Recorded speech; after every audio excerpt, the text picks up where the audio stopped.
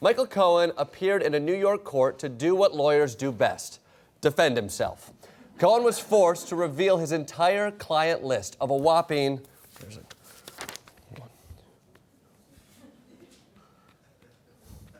3 people. One of his clients is President Trump, for whom he arranged a hush money payment to keep porn star Stormy Daniels quiet about their alleged affair. Another client is RNC fundraiser Elliot Broidy, for whom Cohen arranged another hush money payment to keep a Playboy model quiet after Broidy allegedly got her pregnant. This is what Michael Cohen does. He's the Atticus Finch of getting women to shut up about affairs. Allegedly. And yesterday, the court revealed Cohen's third client, Sean Hannity, who clarified his connection with Cohen last night on his show.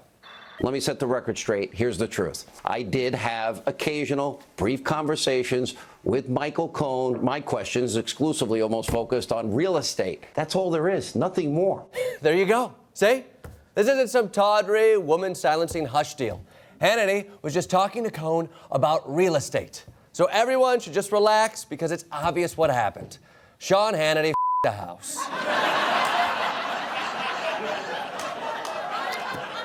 He the house and had Michael Cohen pay it to keep quiet.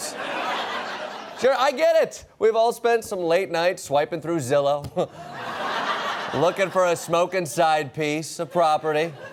I mean, who among us hasn't seen a thick 4-bedroom in the burbs with a tight garage and thought, I got a vehicle I'd like to slip in there. It's just human nature. And I'm sorry Sean had to have his private life dragged out into the public eye. I mean, what happened to privacy? Of course, the perverted mainstream media is going to speculate about Hannity's steamy tryst with that Long Island colonial seen all over the pages of Real Estate Smut Rag, Better Homes and Gardens.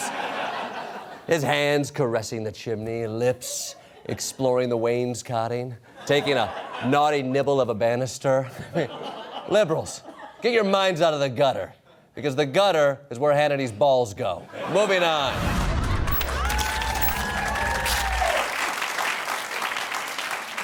Conservatives snubbed again. Wall punch. Ugh.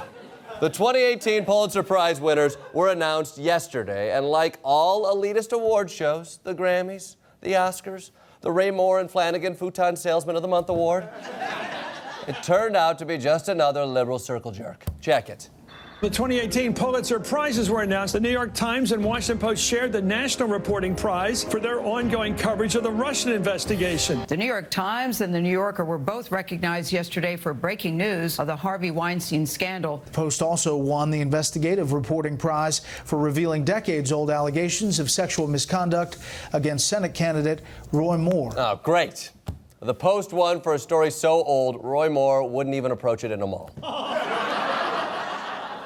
Journalism awards, just like facts, data, and rigorous investigative research, have a clear liberal bias.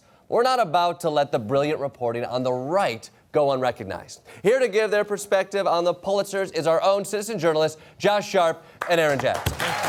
Welcome. Jordan, the Pulitzers are just another award show where the left can pat themselves on the back, then complain that their hand did not have consent to touch their back. And liberals' approach to journalism is completely outdated. No one reads newspapers anymore, except hostages holding them up to show what day it is. Yeah, and William H. Macy to see if he's a crossword puzzle answer. Yeah, well, keep dreaming, William Hussein Macy.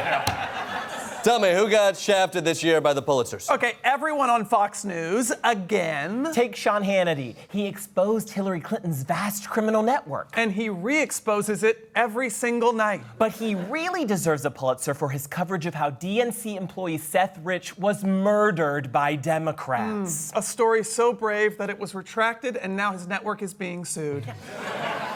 Any hack can sit at a desk, call sources, verify facts. It takes a real maverick to go on TV with nothing but a vape and a neck and report on what should be the truth. Yeah. You know, it still is in my book. And my book is a feeling. Exactly. What else you got? Okay, well, there's also Tucker Carlson for relentlessly shining a spotlight on America's most oppressed group, men. And Tucker debuted his Men in America segment during International Women's Month. Oof, brilliant move, Tuck. Maybe next you could do a Profiles in White Courage segment during Black History Month. Ooh, or how about using Cinco de Mayo to, well, say anything you normally would say about Mexicans? It's groundbreaking stuff. For sure, but there are so many deserving reporters on the right. Like, what about us? Yeah. I think we deserve a Pulitzer for our reporting. Yeah, we broke so many stories on our vlogs and Snapchats. Like how Ruth Bader Ginsburg has lived in a sewer for 22 years. Yeah. Or how Dutch isn't a language, it's a feminist way of splitting checks. And wait till we break our story about how human clones are being grown inside of live animals. No. Oh, shit. Aaron, actually, InfoWars scooped us on that yesterday. What? Oh, my God, really? Yeah, roll it, Chuck.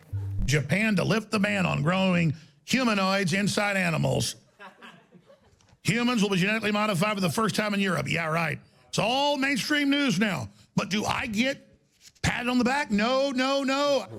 Exactly. He never gets patted on the back. Instead, he gets punched in the dick by YouTube for slandering kids after a school shooting. Yeah.